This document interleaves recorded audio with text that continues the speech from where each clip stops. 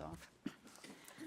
All right, we will call this regular council meeting to order for June the 9th. It's 3 p.m. And I please ask Councillor Wing to read the land acknowledgement. Thank you, Mayor Barclay. The town of Innisfail acknowledges that we are meeting on Treaty 7 territory, the ancestral and traditional territory of the Blackfoot Confederacy, Kainai, Piikani, and Siksika, as well as the Tsuut'ina First Nation and Stoney Nakoda First Nation. We acknowledge that this territory is home to the Métis Nation of Alberta, Region 3, within the historical Northwest Métis homeland. We acknowledge the many First Nations, Métis, and Inuit who have lived in and cared for these lands for generations. We are grateful for the traditional knowledge keepers and elders who are still with us today and those who have gone before us. We make this acknowledgement as an act of reconciliation and gratitude to those whose territory we reside on. Okay, thank you, Councillor Wing. We'll move into 2.1. Are there any additions or deletions? No. Could I please have someone make a motion to adopt the agenda as presented? Councillor Dunham. Mayor Barclay will make that motion. Thank you. All in favor? Carried. And we'll move into 3.1, the regular council meeting minutes for May 26th. When somebody's ready, please have a motion to adopt those. Councillor Bates. Sure, I'll move that we adopt those minutes. Thank you. Any changes? All in favor? Okay, carried. And then 3.2, the special council meeting of June the 2nd. Please have somebody make a motion to adopt those minutes as presented. Councillor Maceros. Sure, I'll make that motion, Mayor Barclay. Thank you. Any changes? All in favor? Okay, carried. All right, we will move into our delegations. 4.1, I'll ask our CEO, Todd Becker, to please introduce the delegation to us today. Berkeley.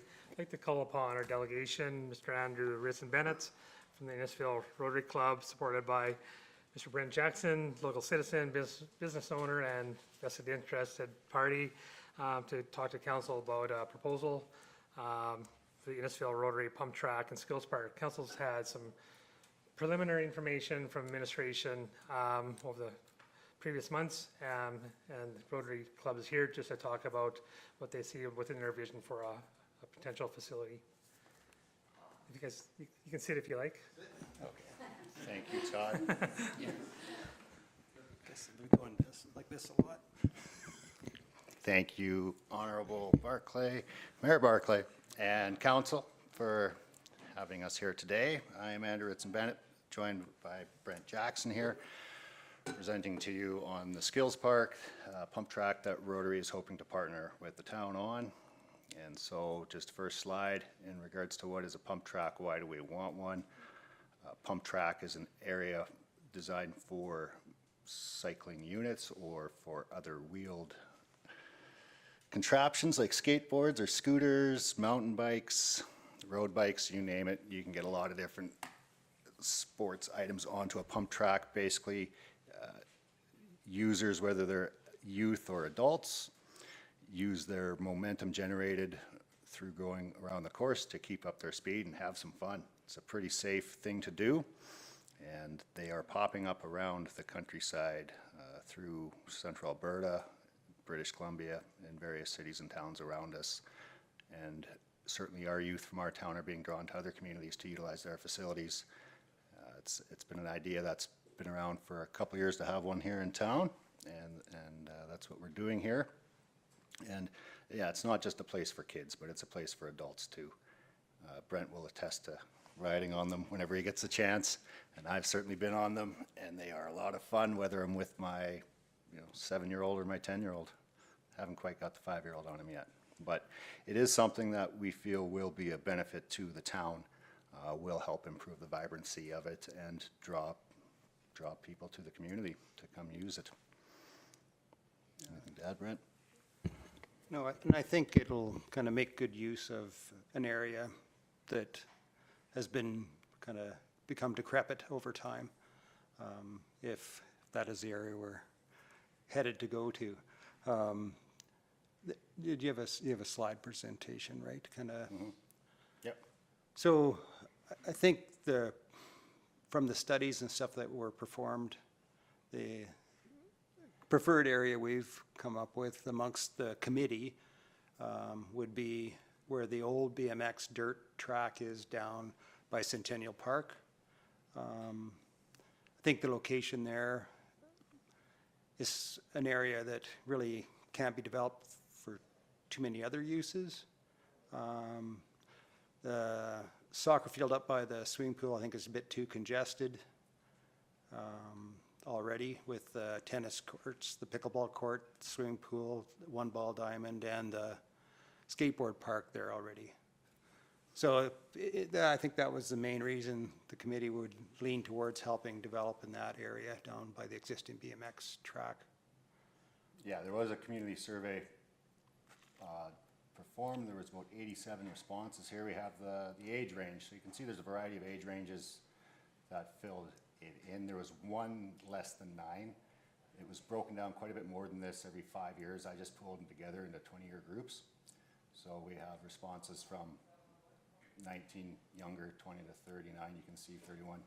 A little bit about do they ride or not. 65% of them said yes, they do. 35% no. So we have responses from non-riding community members as well. So if we look at what they partake in, of the 53 that responded as riders, on-road, off-road, mountain biking, BMX, so there's a wide variety of activities our community is participating in as far as biking, and then a range of skill levels as well. So there's beginners, there's intermediates, there's advanced. When asked how often would they be using it, 10 people responded daily, 41 said they'd probably be there weekly, 12 of the respondents said monthly, as you can see, 11 yearly, 12 never. And then this is the pros and cons. I didn't write pros and cons. Forgot that part, but the top 2 boxes are pros, the bottom 2 boxes are cons. And as Brent alluded to, the soccer field, there's a lot of people were favorable to that, as it was central, closer to amenities, the existing skate park, the school, the splash park. And people were saying, hey, that soccer field's not being utilized. But on the other hand, there's a lot of people, if we go down the box below it, it's already congested space. There was numerous comments in the survey that it's already utilized for baseball tournaments, that open field for warm-ups. It's already utilized as a soccer field. And then there's some negatives around having it in that spot too, potentially track clay material onto skate park if it does involve clay. The size maybe not suitable for having a great park. And there was even a comment about offensive language from skate park, and would the same crowd be drawn by a bike park? So just grabbing the essence of what was in the survey there. For the existing BMX track, like Brent alluded to, it's close to some pretty cool features already. The Centennial Park, Napoleon Trail System, Kinsman Golf. Aaron made the comment last week that there's a picnic facility right down there at Centennial Park. So this would even increase Centennial Park traffic, which would be good for that. Space is not utilized, there's less traffic, it spreads out amenities around town. That was one of the comments that was listed, and doesn't burden the already busy pool, skate park, ball area. Some of the community comments on why it's not a good spot: interferes with existing toboggan area, it's too far away, we're disrupting wildlife, potentially interfering with disc golf, harder for smaller riders to get to. And I threw the last one in there as a direct quote: horrible location, and didn't really give much justification for that, but I liked it, so thought I'd throw it in there. Moving on. So Hoots, of course, did an evaluation. They made a grid system. They scored Napoleon Park sports fields as 19.25 out of 20. Soccer field 18.75, BMX track 18.25. The Napoleon Park sports fields, as you know, are behind the arena. Those are used all the time as soccer, so I'm not certain why we'd want to change that. The soccer field, we've already discussed why, but for your information as to why it was scored lower, the location was a 1/4 point lower than the other 2. The site prep and materials and existing site considerations scored a 1/2 point lower than the other 2. So maybe there's some additional grade work that needs to be done there, additional drainage, really minor at the end of the day. And it did score higher for opportunity scale, so for future developments and stuff like that. So not huge. It was the 3rd out of the 8 or 9 sites surveyed. So here is a basic, just straight from Hoots, from their survey. So we would like to use the BMX location. We'd like to begin in the spring, and in discussion with Blackfalds and with other communities, they really recommend a paved pump track for maintenance purposes. Talking with Velo Solutions, which is another company out of Pemberton, they figure we could have a pump track for $350. That would be about the minimum for a paved pump track. And then, of course, there's all the other features, as you can see on the map there. So everything in the bowl and to the north of the skate park, the old skate park, sorry, that is not pump track area. That's sort of skills park features. So if we did get funding to go to the max of what Velo Solutions or Hoots has proposed, that's what it might look like. And then the pump track would be pushed a little west there. If we were only going to be doing a pump track, we would probably try to situate it right in the center so it's not affecting the disc golf world at all. And some of the lower swampy areas there to the left. So if we did the full deal as laid out by Hoots, of course, it would have some traversing trails, possibly a staging picnic area, some progressive jump lines, and some other skills features. So there you go. The bonus of a paved pump track is there's minimal maintenance. Clay pump tracks cost a lot of money to upkeep, and there's drainage issues, water issues, pooling issues, stuff like that. So really pushing for a paved pump track at the minimum. Talking with, again, Jeff from Blackfalds, who is their park and facilities manager. They spend $20,000 annually, which they write a check to Hoots to do a spring maintenance of their track, the pump track included, as well as their jump features. Talking with Jeff, the pump track wasn't so much maintenance at this point, but it certainly is a concern for them. Where they find a lot of their maintenance is on their jump lines. They did put up a chain link fence after their first year, as they found that user groups were using it when it was closed, and they would close it. Being a clay system, they closed it when it was wet. It wasn't necessarily a 9 to 5 type operation, but they would try to lock the gates when it was wet. They're still having problems with certain user groups throwing their bikes over the fence, 5-foot fences. He wasn't sure if a 6-foot fence would have made the difference, but if he had to do it again, he'd build a 6-foot fence. And of course, they wish their pump track was paved. Rocky Mountain House is in the process of putting in a $1.3 million project starting in July. They'll be doing a paved pump track, jump lines, bike trails, so they got quite a big operation going on. Funding, with our club alone, we hope to have raised or access to at least $175,000 worth of Rotary funds. We're going to be partnering with Alberta Council, which is not sure how to say it or what they are, but it's a lawyer and he presented the town council there. You guys know what he is. I don't even need to talk about that. There you go. Great people making great things happen. There's probably some Rotary grants we're going to be applying for, and we're hoping, we've been in contact with Red Deer County, and they said we're getting our ducks ahead of our cart, and said, talk to you guys first, and if that was something that might come to fruition, it would be initiated by the town, ideally. So with that, we are also going to be canvassing our many awesome local businesses in the area for support. Questions?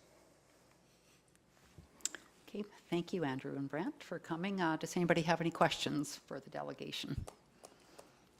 Councillor Hystad? Thanks for the presentation. It was good. I think you're, just looking at the grading, it's, you could go anywhere really if you wanted to with the location. With the location, the preferred location with you guys, that was the old dump site. Do you guys have an idea of if that will be an issue with that old site, having it being utilized itself? And how I was looking at it originally, and I'll be straight up with you guys, I thought it was, it may be an issue or cause hindrance to you guys planning that. But that was my first question for you. I think you might have issues only if there was a lot of swampy drainage issues going on. And I think they kind of would look after that in the planning of where they're going to place it. They do a lot of groundwork with drainage and weeping tile and stuff in these pump tracks to keep them clean underneath and to keep water away, just like you would a building or house, I guess. That was kind of a bit of a concern, but I guess that makes it even a better location because you can't really do much else in that area. You can't go and build a community, I don't think, at this time. Yeah, and my other question would be as to, you know, getting enough quotes for you guys and making sure that you have enough opportunities to get some ideas of what those costs and nailing that down, because you could be at 300,000 or you could be at that 1.2 million. And have you really, as a club, you know, figured out where you want to land with this project, you know, just from what you explained to us today? Thanks. The goal would be the $1.2 million park, but Brent it's Jackson, really, Brent Jackson pump track? No, sorry. no, just so it's a really good, awesome park. But I think if we set our sights high and come in a bit low, at least we'll have a minimum that'll be good. And I think that's what the majority of them were thinking. See what can be raised, what they have now in the Rotary Club with funding and stuff and a few community or business grants and help from businesses such as the contractors in town.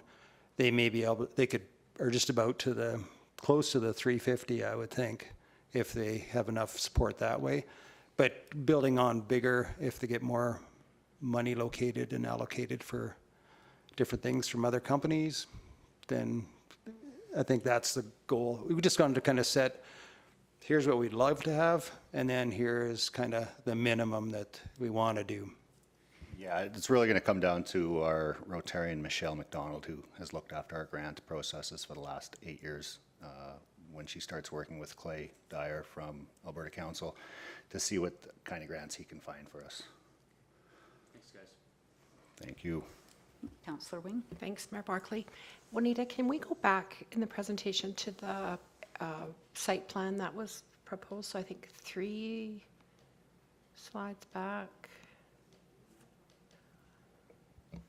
I just have a question about. There, yeah, just because my eyes can't see really well. So this proposed site then is kind of sitting in the middle. The green line is the disc golf. Is that what that? So yeah, the green line. This is from Hoots, and the green line was just sort of a perimeter track. Okay. Riding track. Oh, Riding okay. track, and so that I'm guessing is designed in a manner to try to minimize any impact to a toboggan hill that's back there, Okay.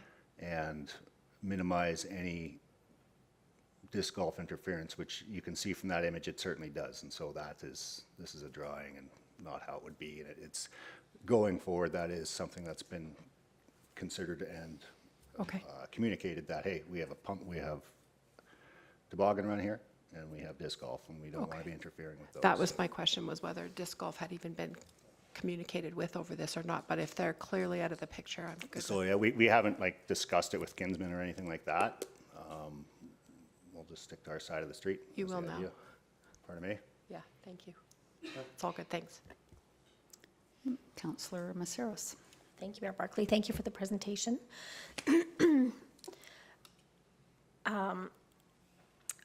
If you start at the lower end at 350,000 or so, is it the kind of design that you can build onto after that? It certainly would be. It's not something we want to try to do, but the opportunity is certainly there, right? It's anytime you start fundraising and doing these initiatives, people get tired and they say, oh, it's another 5 years before we want to do that. So we just want to try to do as much as we can now. Okay, and I'm not that familiar with these kinds of parks, and I'm just wondering what sort of makes the difference between 350,000 and 1.2 million? What are some of the? Yeah, for sure. So the 350,000, that would cover just a paved pump track. That's all you're getting. So Penhold has one, for example. They have a little pump track there. Nothing else as far as features that I know. So with the additional money comes additional materials and of course some wood features possibly for some jump-in runs, wood features around the park, so little skills features, stuff like that. And they're not typically just timbers cut out of the bush. They have to be approved and structurally stamped and stuff like that to up to some specs. Go ahead. And I think the 350 gives you kind of a basic, nice pump track. You can add lots to that size of that pump track. There's kind of a beginner, intermediate, and then higher levels.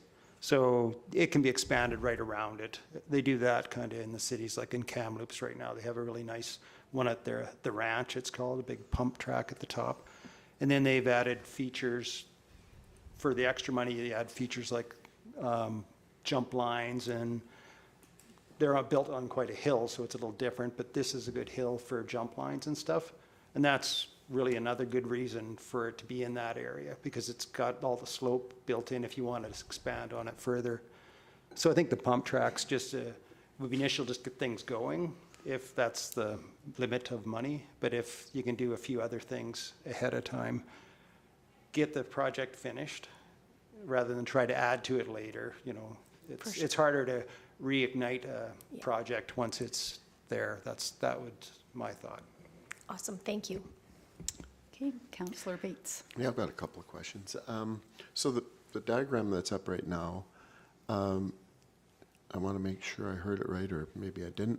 The white area to the left, that is the proposed pump track? And then, sorry, go ahead. Yes, Councillor Bates, as proposed by Hoots, this is just the diagram they gave us, so they have the pump track on the left side there, yes. And what was the rest of the stuff here on the right? So those are jump lines, are called, or flow lines. You can see the two red A's, I guess, on the very right side. That's a starting point. And from there, they would drop down the hill and start hitting those lines. So there's various jump lines through there, and they sort of hit a berm. You can see where the B's are. Those are a berm. And they just make a 180, and you're coming back, hitting jumps the other way, and then climbing back on top of the hill.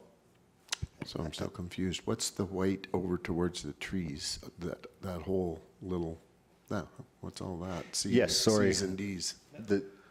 That is pump track. Okay, so it all goes together, though. There's not.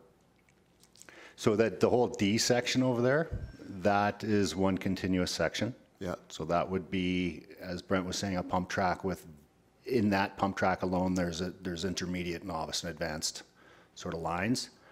The stuff on the right is not a pump track per se. Those are jump Separate lines. practice Separate. Recreation area more. Yes. So Okay, more and- advanced. And right now, the proposal would build both of them?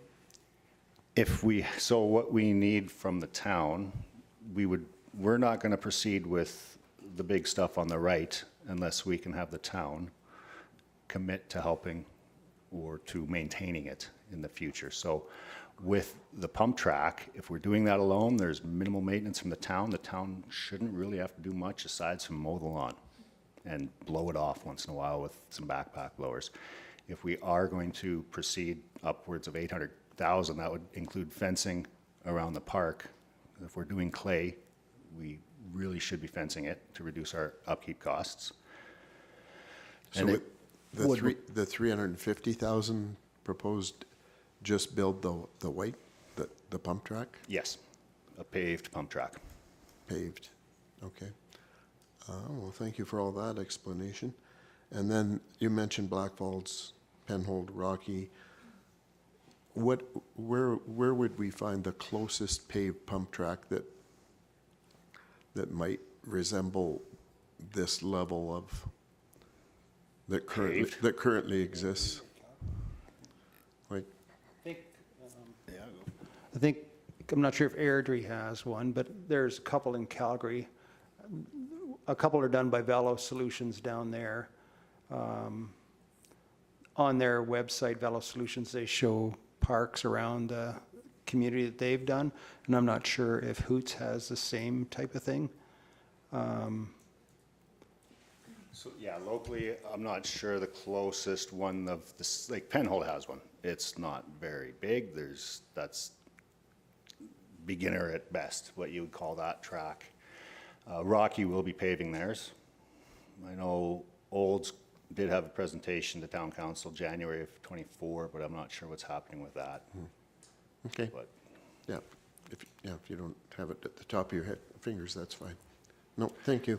it's not within an hour's drive. Okay. Councillor Heisted. Yeah, thanks, Your Worship. I guess it was, I think it was answered with some of the questions that Councillor Bates had commented on. If you build the big one, like it'd be the handover to the town, and we would do the upkeep on a regular maintenance schedule kind of thing, year to year. And that's what I was going to ask you. That would be if we go all in with this project, then it'd be handed over to us. That's the assumption, right? Yeah, and that's we're talking with Jeff from Blackfalds. You know, they have currently $20,000 upkeep that they basically write a check to Hoots. They hope to have that done late April, early May every year, but it sort of depends on the weather. If they don't have Hoots coming around, they send out some of their own people, some of their summer staff to tizzy it up a bit, not to the extent of what Hoots would do. And then they say they usually budget about another $5,000 for materials annually, because they, again, mostly clay. Like, they don't have wood run-ins for their jumps. They don't have a paved pump track. Right. No, it's good for us to know just all the numbers, taking a look at this. Thanks again. Councillor Dunham. Thanks, Mayor Barkley. Thank you very much for coming today and doing the presentation. Just a question. So if you were able to build a very advanced, sort of the 1.2 million, do you see there any potential for skills competitions and that coming to town, so there'd be an economic benefit for people coming in from outside the area? Or is it more just sort of focusing on local residents, Red Deer County kind of draw? I think that's a good question, Councillor Dunham. In other areas, they do have like competitions and stuff happen once it becomes known, and you start to get like clubs built around the park and stuff. I'm not sure if Black Falls has a club yet going, but they probably do. Like Red Deer has a club. Theirs is a little different. They run some wood features along behind Parkland Mall and a few jumps there. And then they have a bigger park, I think, down by Bower Pond somewhere, I believe. This definitely would create some excitement, I think, and build into like competitive things, kind of on the same lines as the skateboard park when they were trying to run their competitions. This would probably be similar. It's not going to be kind of a weekly event, but you'll see some thing happen, I think, in the future once you get something like that set up. Okay, well, thank you for coming. So fencing, if it was paved, we don't need a fence, correct? I think chain link fences are ugly. Correct. Okay. Yeah, if it's paved, just have it as. And what about the other part, Andrew, like where the jumps are, or that other piece to the right? Like none of it would need to be fenced, correct? So all that section, yeah, you would need to feel free to circle it. There you go. Yeah. All that section, thank you, should be fenced. If we were going to go forward with it. So why? Because it's, clay, okay, and if it gets wet, it degrades that much faster if people are using it. So that's how it's ran in Okay. Black Falls, is Okay. it's shut down based on moisture. The problem they said they have is that people drive by and they think it's dry, okay. but it's wet down below where you can't see, and then kids are throwing their bikes over the So fence. is that design ever paved that's like that, or is it always? That Dirt. you wouldn't pave one Okay. of those, but you might. So one of the comments from Jeff was wood in runs, wood jumps, because a lot of their maintenance costs Okay. isn't so much to the landings, it's to the takeoffs. Okay, no, fair enough. So I think there's, a lot of things to determine, and probably have, you need to meet with administration. Just running through my head, I know I was at the presentation that night with Clay Dyer, and, there's even an opportunity. I understood that night that if you're getting land, even from a municipality, it has value, and that can become part of the application in the grant. So, it could be fairly significant what that, I guess, I'm not sure how much former garbage sites are valued at, but it's a nice green park area, if nothing else. But I think that, I know, we started with Hoots. They, of course, did the Phase 1 assessment, and they came to us and did a presentation on their findings, and I was quite impressed with them. But I don't know how it works when, a facility is going on to town property, and we have procurement rules that we need to follow, and, we cannot just go and pick somebody to do a project. That's offside with the procurement rules we have to abide by. So I think that needs to be figured out. And then I think just the design alone, and that we know that there's CFIP grants, or I think there's one that's $1 million, I believe, that the largest one, and the matching part needs to be 50%. So I always like to think big, and let's try and get there. And I think the value is there, if thinking of what Rotary's contributing, and land value and donations and whatnot, maybe we can get to that number that you need to have the best of the best. But we don't know that yet, so I think it would be wise to meet with Todd and his team, CO Becker, and his team, to really understand the process. And of course, if looking at money from the town, that needs to be a budget item, and that would happen later this year, and consideration. So maybe I'll let you chime in, CO Becker, and kind of explain the process. And Yeah, definitely. Thanks, Mayor Barkley. Onto the delegation, or with the delegation, back to you, council, is if you're looking for your support to our continued conversation with members of the committee of the Rotary. With your blessing, it would be to meet with the committee to talk about, Councilor Wayne called this a site plan. I would refer to it as a site plan too. Next stage would be a concept plan, so more detail of what's being proposed, and then more loose budget, moving into detailed design. So getting into, this is what's going to be developed, and the true costing. So then we have to filter back into council consideration, all those pieces the mayor brought up with procurement. So I, as administration lead, certainly dedicated our staff to be participants, to support the Rotary, and the committee formulate those processes, but also communicate them. But council does have a play in on this too. Of course, as landowners, ultimately projects supporters to whatever concept that is, and then if there's a funding ask, then consideration for funding. So my ramble is be happy to work with the committee to outline those processes and take some of these pieces off of your worry, and help you deliver full package onto council for consideration. Well, that'd be great.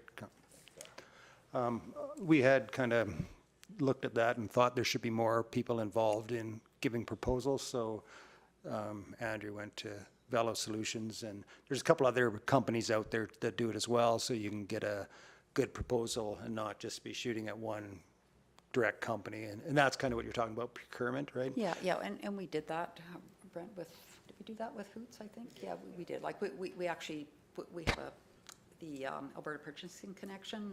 The town will issue requests for proposals onto that online system, and then companies can bid.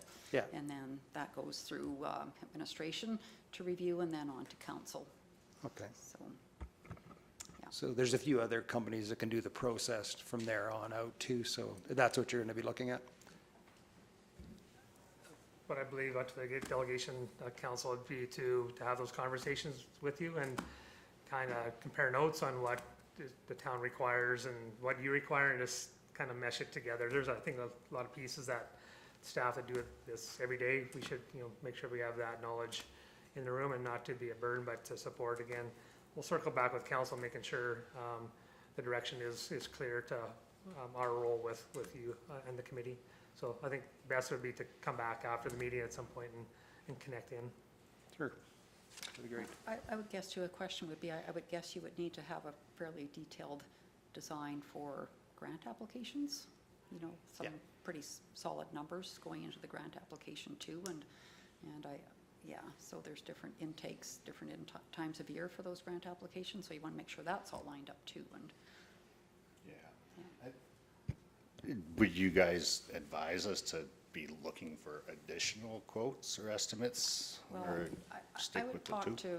to CEO Becker and his team, kind of outside of council about that, because I don't even know off the top of my head, like, would Rotary be the procurement body, or would the town of Innisfail be the procurement body, because it's on town-owned land, and I don't know how that all comes together, so.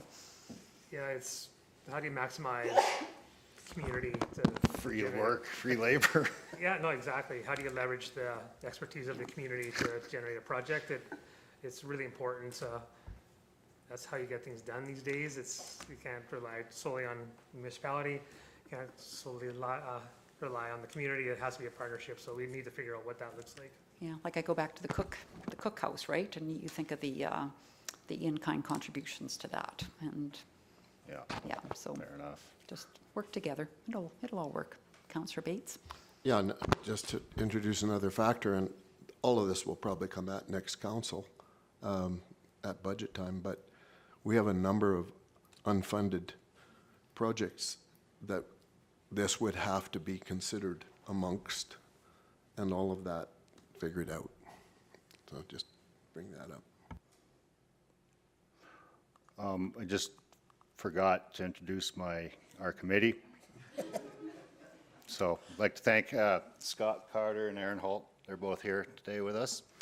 And of course, we have Chad Evans, Shelley Sutherland, and Tammy Thompson on the committee too, and all your Awesome. Rotary friends. No, awesome. Thank you so much for coming and for all the work you're doing on this. Fantastic. Thank you. Yeah, thank you for hearing us out. All right.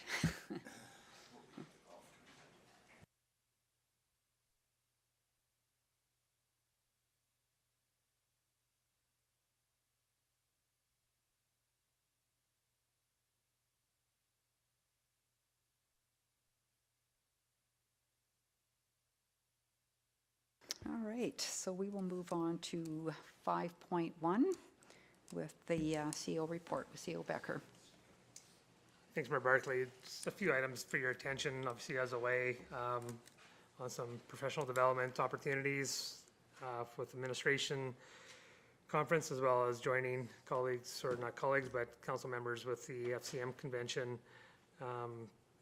I will be away starting Saturday for a couple of weeks, and Director of Corporate Services, Erica, will be acting in my absence. I will be available at all times, for the most part. Just going to follow back on the delegation request and information. Again, want to make sure achieving council's expectation. Just introduce that now if you want to have a conversation, or would you like it back on the agenda? I just want to make sure your direction's clear on the role of administration and support of this project. So would you like a motion that,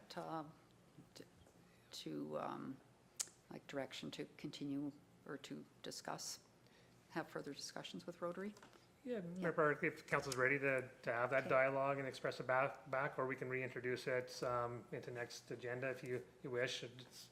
At some point, I wouldn't mind some formal direction through motion to either support or defer, or whatever that is amongst council. Okay, does anybody want to make a motion today to have administration continue having a dialogue with Rotary? Councillor Dunham? Mayor Barkley, as per what you just said, I absolutely would make that motion that we would ask yourself and the senior leadership team to advance the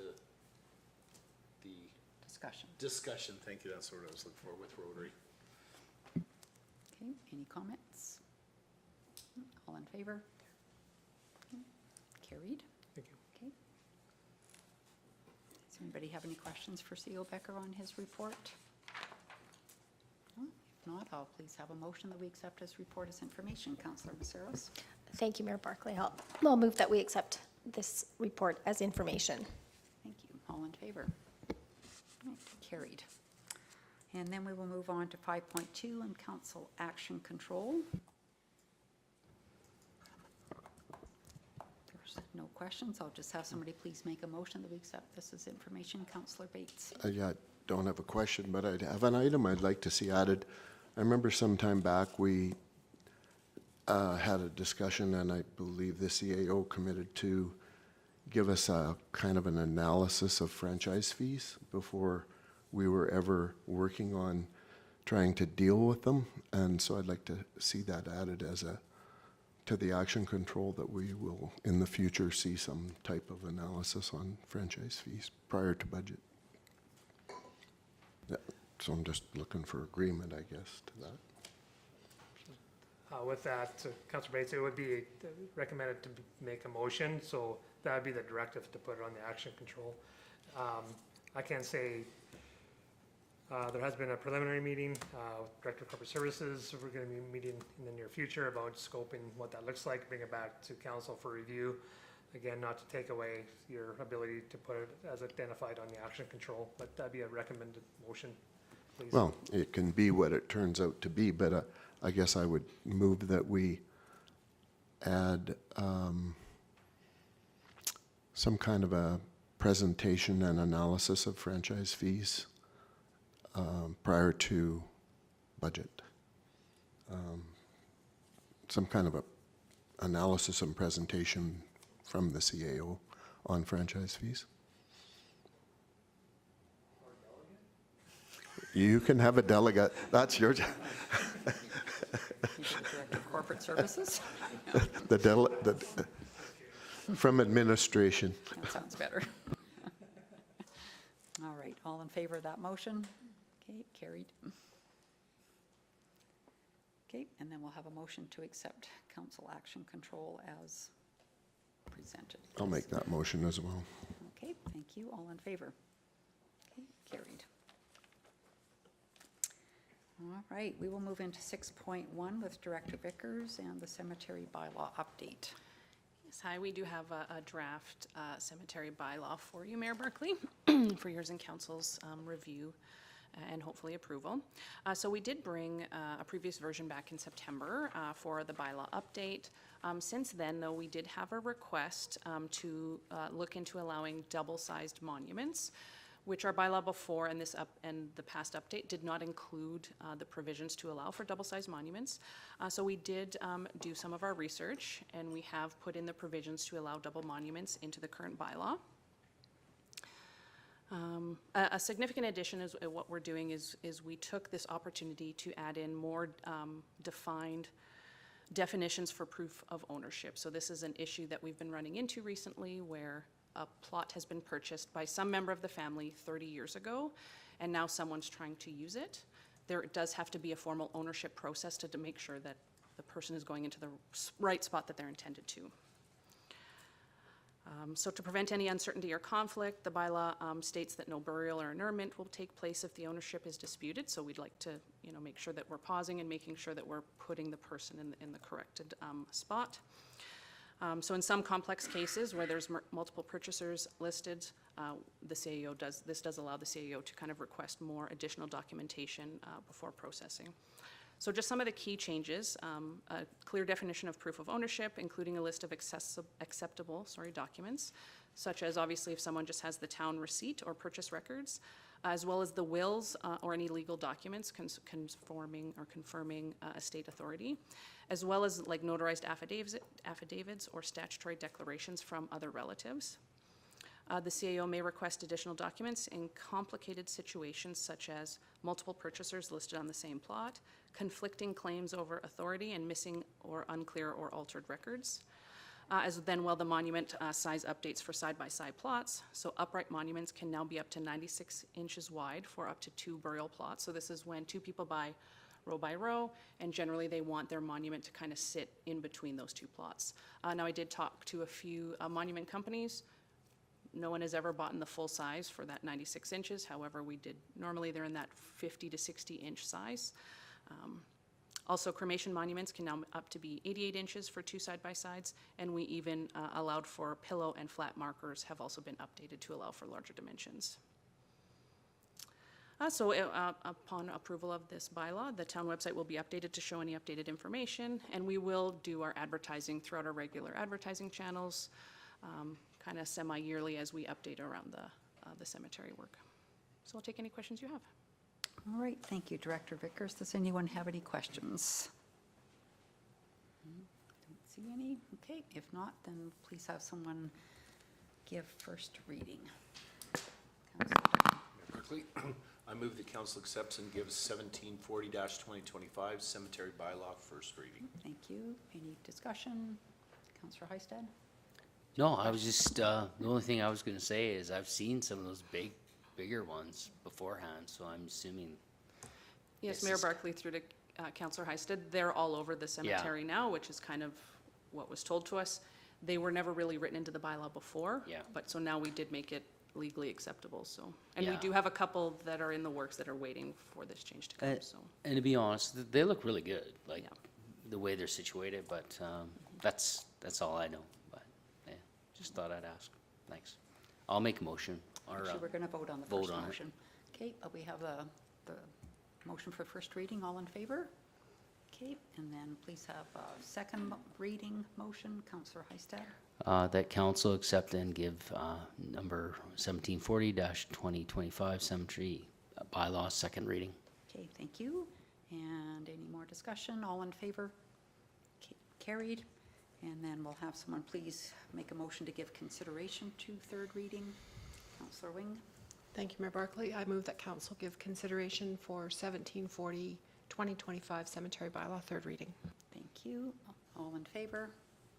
Okay, carried unanimously. And then we'll have someone please give a motion for third and final reading. Councillor Maceras. Thank you, Mayor Barkley. I'll move that council accepts and gives 1740-2025 cemetery bylaw third and final reading. Thank you. All in favor? Okay, carried. And we'll move into 6.2 and the Aquatic Center borrowing bylaw. Yes, thank you, Mayor Barkley. So I do have the balance of the borrowing bylaw before you for second and third reading. At the April 28th regular council meeting, council did grant first reading of the bylaw. After that, we did have to go through and do advertising as per the MGA. So we did advertise in the Albertan on May 6th and 13th.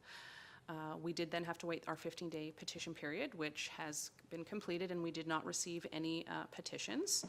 So we are now asking to have second and third reading before we can go and formalize the rest of the borrowing. And just a note that we get third reading today, we do have to wait 30 days, and then we'll be able to officially apply for the line of credit. Okay, thank you. Please have someone make the first motion for second reading. Councillor Dunham. Mayor Barkley, I move that council accepts and gives 1738-2025 Aquatic Center borrowing bylaw second reading. Okay, thank you. Does anybody have any questions for Director Vickers? All in favor? Okay, carried. And then please have someone give third and final reading. Councillor Bates. I move the council accepts and gives 1738-2025 Aquatic Center borrowing bylaw third and final reading. All right, thank you. All in favor? Okay, carried. CO Beck, are we moving into 7.1, coming back to 6.3? Because we have to review the applicants. The council has recommended to go through your in-camera session at the end of the meeting and come back to revisit this agenda item. So we'll move on to 7.1 with Director Jenkins, review of the community services council committees. Thank you, Mayor Barkley. So we're looking to start a discussion with council with respect to council committees. So this report intends to provide an overview for the rationale for why councils may choose to establish committees and to identify opportunities that may enhance the efficiency of council decision-making through a review of our current committees, particularly within the community services department. So council committees are a longstanding tool used by many municipalities to support decision-making and efficient operations. Committees can be utilized for a multitude of functions that we'll go through and to ensure that council's meeting their strategic objectives. So some of the primary reasons why councils may choose to create committees is the efficient use of council time. So tasks and decisions can be delegated to committees, which frees up council time that they're not dealing with those issues. Policy and strategic development, so committees can provide a forum for policy analysis and refinement prior to council adoption. Public input and transparency, so committees provide an opportunity for additional public participation in municipal processes. Expertise, some committees can include citizens or representatives from specific professions or groups within the community to ensure diverse or informed viewpoints. And then considering long-term council directions. So committees can focus on plans and processes that may extend beyond election cycles, so that there's some continuity with those processes. So some of the factors that can limit the effectiveness of committee structures is the duplication of effort. So where there's an overlap between committees and administration, resulting in redundancies, or even committees and council. Time, resources, and demands. So committees require significant support from staff with respect to agenda preparations and meeting times. So ensuring that there's value for council, for the committee members, as well as staff for those meetings. Inconsistent output, so some committees may have an unclear mandate or underutilized capacity, leading to some inconsistencies or dissatisfaction from committee members. Again, most of council's committees are focused on governance as opposed to sort of active program or service delivery. And then decision bottlenecks, sometimes requiring committee input on all issues may slow down processes unnecessarily. So within the Community and Social Services Group, they're currently responsible for the administration of 3 committees. So the Community Services Standing Committee, the FCSS Advisory Board, as well as the Age-Friendly Community Committee. So based on those, we'll just give an overview for everyone of each of those committees.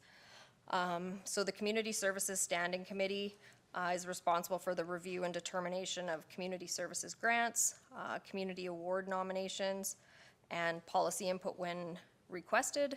So this group usually meets 4 to 5 times and is primarily reviewing those grant applications as well as the nominees for community awards. The Age-Friendly Community Committee, their mandate is to promote age-friendliness and develop the community action plan for age-friendly. This committee does not have any direct decision-making or allocation of funding. They meet a minimum of 4 times per year, and their membership is 1 councillor, and as opposed to just citizens at large, it's a representation of citizens as well as representatives of organizations connected to the seniors community. And then finally, the FCSS Advisory Board administers the provincial FCSS grant program and provides feedback on preventative social services. This committee is required to meet 4 times a year. So before we get into our recommendations and discussion, is there any questions from council? No? Okay. So in reviewing the current bylaws in terms of reference that go along with each of these committees, as well as sort of recent activities, we're requesting that council consider the combination of the FCSS Advisory Board and the Age-Friendly Committee to allow more effective use of volunteer commitment and a greater awareness for board members from both of those groups on community activities and programs. In addition, the Community Services Standing Committee is still covered under a terms of reference as opposed to a bylaw. So we would be looking to update this and again to more accurately reflect their current activities, as well as identify some specific policies or projects where they would have more direct involvement. For example, recreation culture master planning processes, trail master plan updates, those types of projects. We would utilize that committee as something of a steering committee.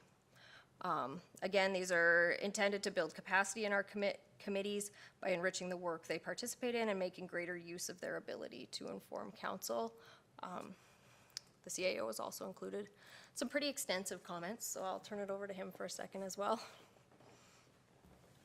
Not much more to add to council, to the director's comments, supporting the director's question to council on committees. There has been an evolution of committees with the community advancing different areas, council's priorities, and the function of council also adjusting, and as well as the ability of management. There's been to go along with council's expectations is make sure the committee supports our meeting your expectations. So that's really the question. You're hearing administrative advice that, hey, maybe it's time to look at committees of council to making sure we're meeting the mark and supporting committee, but committee has purpose, but also has meeting the council's priorities. So just some words there in the report, just indicating some of the adjustments I've seen from a focus management from an operational perspective. When I first came on 8 years ago, has turned into, through my expectation, no, it's operational influence as required or asked, but it's really a governance, policy, strategy related committee structures. But again, it's really up to council on determine what that timing looks like, or if you even wish to move it into this space. So, yeah, it kind of, my comments supplement the director's comments. Do you have more, Director Jenkins? Okay, sorry, okay. So lots of things are rolling around right now in my head. I'm curious if it would be possible to, as opposed to doing this right now, is really having more of a discussion about the committees in general, not just these three, but in general. And you know, I think of age-friendly, I think of the community partners in action. There's, you know, what's overlapping there? I know CPIA is community-based, but, you know, could it mesh with age-friendly and have a council participation on there? I think of, you know, the presentation today, and I don't know if everybody on council would know the history of Community Services Standing Committee, because there used to be a recreation board or a committee at one time in town, and there was a whole bunch of committees that were amalgamated into the Community Services Standing Committee. And are we utilizing the people on that committee and able to attract people to that committee? Would it be easier if they knew that, you know, there might be a skate or pump track presentation coming, and that goes to a committee for a review and to work within that committee? And I have a whole bunch of other examples. I won't name other committees, but you know, I even think we've talked before about should we be on external committees that are not Town of Innisfail committees. So I would like us to take more of a holistic look at the committees if that's possible. And you know, summer is upon us almost, so I don't imagine there's many meetings coming up, is there? Or? No, most of the committees would take a break until September. Okay. And within CAO Becker's comments, he did, you know, identify that option, that if council was looking to allocate dollars for 2026, that to look at conducting a full evaluation and review of our committees, which would likely involve someone external looking at all of those interactions and what the best ways for council to engage with those committees. Yeah, I guess I'm just not sure that, you know, there's been people on committees here for, well, one of us 3 terms and 2 terms and others, and I'm just wondering, could we discuss this ourselves at an A&P meeting and kind of give our feedback on various committees, or do we have to make this more formal and bring in a consultant to do it in 2026, you know, as opposed to maybe trying to get some things in place prior to the election, so we're not putting people on committees and then possibly taking people off a committee and changing committees. And A few thoughts, Mayor Barkley, to your question. Always good to have conversation. A&P is really generated for these types of conversations. So yes, if council wishes to advance more dialogue, for sure. Other parts come in as committees should be rejuvenated or removed based on purpose and council's priorities. So often, in my experience, we maintain mandates of committees based on history. And again, my experience is local government has evolved so much that current mandates should be a deeper dive on those mandates. So I feel the policing committee, CD committee are fairly new, and I think they have, you know, they have some bumps in them, but certainly meeting a present purpose mandate from my perspective. So I think the current mandate in terms of reference of Community Services Committee should be reevaluated. Even age-friendly, you know, my thought is really, it's a good, strong committee. Is it best in its current form, or is it more of an ad hoc committee based on, are we doing more strategy in that area? Is that a council priority? Is it in your strategy? Like, so it should all line up. So maybe you're right, Mayor Barkley, to your point is maybe we should have this conversation more detailed at a upcoming AMP. But those are my immediate thoughts. So are we meeting the mark with committees on best practices, and are we achieving your priorities? Because you want to leverage community to achieve your priorities. Committees are an arm of you, arm of community. As administration saying it, maybe it's time to rejig or readjust to make the most efficient committee structure. And right now we're trying to manage our resources administratively. If we have a policing committee, that's resources. If we have a CED committee, it's resources.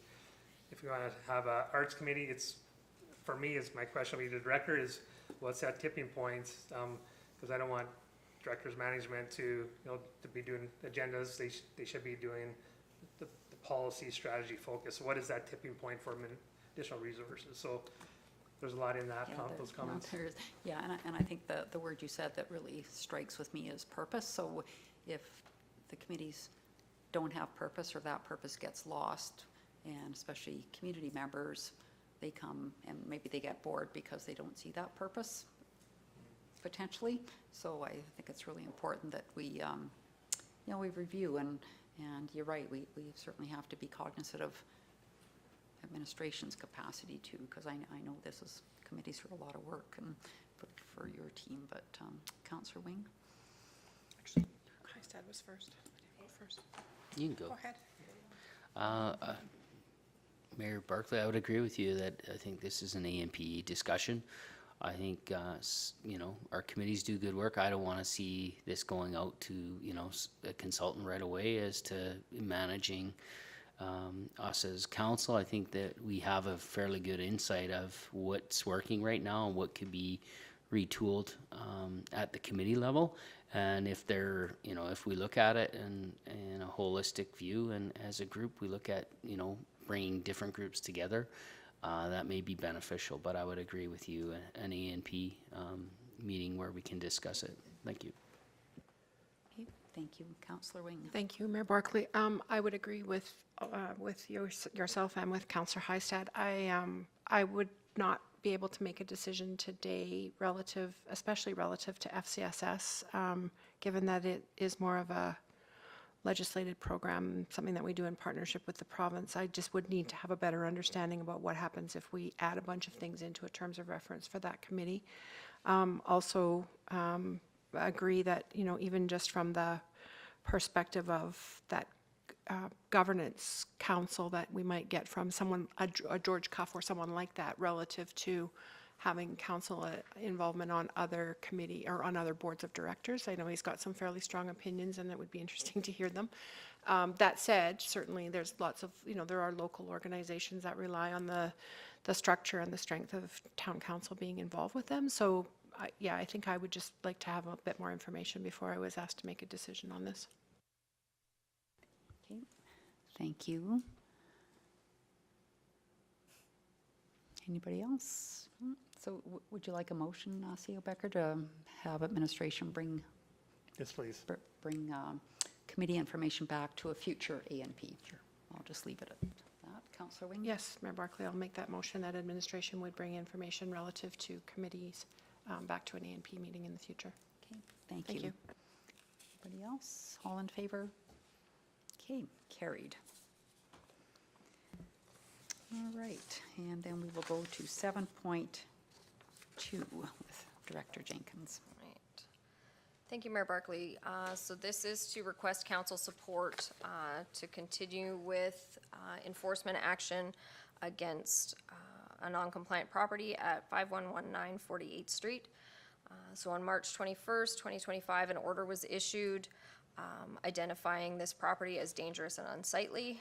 The property owner was given until May 20th to rectify the situation through demolition or rehabilitation. No action was undertaken prior to the deadline. However, on June 3rd, a contractor for the property owner provided the required landscaping deposit that was part of the development permit approval, which was the first, or was one of 3 of the required actions identified in the order. So the 2 other actions identified on the order still remain unfulfilled. So the next steps in this process are today receiving formal council direction via a motion to continue with the enforcement process. This would include providing the property owner with a 30-day extension to complete the remaining outstanding actions identified in the order. And if the property owner fails to complete the outstanding actions under the order within that 30-day period, continuing with the balance of the actions, which would start with the registration of a caveat with respect on the land title, identifying the order, and then moving to obtain a court order to support entry onto the property, and if necessary, an injunction to permit any unpermitted work to being completed on the property. The MGA sections we've issued the order on, we technically don't require the court order, but would like to have it just to support, because contractors and those types will be needing to enter on the property to complete various bits of work. Then entering on the property and taking necessary action to carry out the order, removing, demolishing, disposing of the building, putting the lot back into a safe state, charging any costs and expenses for carrying out the order onto the tax roll of the property, and then taking legal actions as may be necessary to recover those costs to the town. If necessary, if compliance is not achieved during this 30-day extension, legal and contractor costs to complete the demolition of structures is estimated to be upwards of $400,000, and that these costs may be recoverable on the tax roll pursuant to the MGA. Okay, thank you, Director Jenkins. I'd have somebody please make the recommended motion, then we can have some discussion. Councillor Wing. Thank you, Mayor Barkley. Excuse me. I move that council approves continuing enforcement action to achieve bylaw compliance at 5119 48th Street, Units 1 to 27, Block 1, Plan 8120057, which may include demolition of the existing structure on site. All right, thank you. So question on an additional 30 days. That's a requirement? It's a recommendation. Okay. That because the property owner has made some effort to comply with the order, that if we do end up in further legal action, we have provided an additional opportunity for them to comply with the order, that we're being reasonable in our expectations. And if they do complete number 2 of 3, will we then give them potentially? I believe that we would this stick is with the 30. with the outlined process. Okay. But yeah, relying on expert advice. Yeah, no, for sure, thank you. Anybody have any questions about this? No? So we have a motion, all in favor? Carried. Okay, we'll move into correspondence and information. So we have number 3, we have a letter and proclamation from Pride. Would somebody like to make a motion, please? Designating June as Pride Month. Thank you, Mayor Barkley. I move that, don't have to do just make the motion that we proclaim June as Pride Month and the raising of the flag on Friday, June 20th, to come down on Monday, June 23rd. Okay, thank you. All in favor? Unanimous, thank you. And there's a couple of parade letters in there if anybody wants to come join the Bowden Parade. Please feel free. And what else was on the list? Juanita? Yeah, golf. If you want to play golf, you can let somebody know, Juanita know.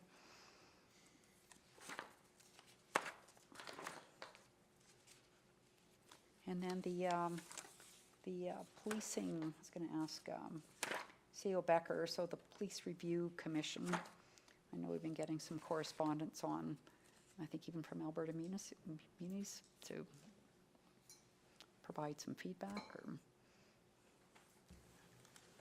Mayor Barkley, there has been correspondence submitted by a few different organizations, so Okay. we're monitoring that Okay. information, and, yeah, we'll get organized and see how that impacts council and Sure. No, thank you. Okay, so I think that's it. We'll just have somebody make a motion that we accept the correspondence as information, please. Councillor Maceros? Thank you. I'll make that motion. Okay, all in favor? Okay, thank you. And we'll do our council reports today, and we'll start with Councillor Hystad. I think the big thing for me was FCM, and of course Mayor's Garden Party and village meetings. So that's I want to give you a little bit of a snapshot with the FCM. It was a really good conference this year. Highlight was the Prime Minister at the conference, and actually went really well. Really good speakers, and Mike Yargeau once again is involved heavily, and he got in at the board level for Alberta. So those are my reports. That's my report this week. Thank you. All right, thank you. And Councillor Wing? Thank you, Mayor Barkley. I will be submitting a written report on FCM. I just haven't got that done yet. So last week I did attend the Mayor's Garden Party. As always, it was a great event, made better by great pie. I will be attending the Alberta Muni Summer Caucus in Drumheller this Thursday, as well as participating in the parade and the rodeo this weekend. All right, thank you. See, the weather's getting ready for the rodeo this week. Yeah. Councillor Dunham? Thank you, Mayor Barkley. My report is there. I will be attending the candidate info session tomorrow afternoon, as well as the parade on Saturday. Okay, thank you. And Councillor Maceros? Thank you. My report is there as well. I'll be going to the parade, et cetera, this weekend, and just want to thank all the everybody who put on the Mayor's Garden Party. It's like it's the best day of my dad's year, and I just love it. So thank you. That's awesome. I love that. Councillor Bates? My report, a small report is there. I'll be attending the candidate session tomorrow and the Mountain View Water Commission on Wednesday, and I'll report back as to what the town reports portion of that committee meeting becomes, and I'll also be attending the parade. Okay, thanks. So speaking of the Mayor's Garden Party, so we got a thank you card from the Senior Center today for council and staff, just saying thank you so much for a wonderful afternoon, and they certainly enjoyed it, of course. Also just wanted to, in my report, just wanted to, I guess, highlight specifically the social prescribing and the meeting we had with, I was going to say HS, but they're not HS anymore. They're assisted living, I believe, is the name of the department, and the executive director and the director of programming, along with Wendy and Dixie McLeod and Dr. Christensen. And you know, certainly, again, I will say this, Innisfail is certainly on the radar, and McMahon and that group is doing such a wonderful job delivering the social prescribing program here in the community, and I believe that funding is, it was a 2-year project, and I think later this year the funding is up, but certainly the assisted living and social services people were very familiar about the success of the program here in the community, and they're working hard with Healthy Aging Alberta to hopefully keep that program going, because they see the benefits from it over these last several months that it's been running. So other than that, I think don't have anything else I'd like to highlight. So we'll go to upcoming events, and if there's No questions or additions, deletions. I'll just ask somebody to please make a motion that we accept the upcoming events as information. Councillor Dunham, Mayor Barclay, I will make that motion. thank you. All in favor? And then we'll have a motion to go in camera, please. Councillor Maceros. Thank you. I'll move that we go in camera. Thank you. All in favor? Okay, carried.